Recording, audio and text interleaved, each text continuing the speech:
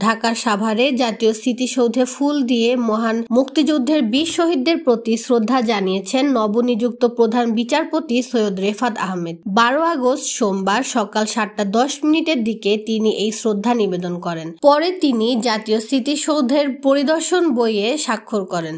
এর আগে সকাল 7:15 দিকে সড়ক পথে সাভার জাতীয় স্মৃতিসৌধে উপস্থিত হন তিনি। এ সময় তার সাথে উপস্থিত ছিলেন হাইকোর্ট ও আপিল বিভাগের বিচারক, সাভার উপজেলা নির্বাহী অফিসার রাহুল চন্দ্র, সহকারী কমিশনার SM রাসেল ইসলাম ও আশুলিয়া থানা পুলিশের কর্মকর্তারা। এর আগে 10 আগস্ট বাংলাদেশের প্রধান বিচারপতি হিসেবে নিয়োগ পান হাইকোর্ট বিভাগের বিচারপতি সৈয়দ রেফাত আহমেদ। রাষ্ট্রপতি মোহাম্মদ শাহাবুদ্দিন তাকে এ পদে নিয়োগ দেন। পরে এ বিষয়ে প্রজ্ঞাপন জারি করে আইন মন্ত্রণালয়। প্রজ্ঞাপনে বলা হয়, সংবিধানের 95(1) অনুচ্ছেদে দেওয়া ক্ষমতা বলে রাষ্ট্রপতি মোহাম্মদ শাহাবুদ্দিন হাইকোর্টের বিচারপতি সৈয়দ রেফাত আহমেদকে বাংলাদেশের প্রধান বিচারপতি হিসাবে নিয়োগ দিয়েছেন। এই নিয়োগ শপথের তারিখ থেকে কার্যকর হবে।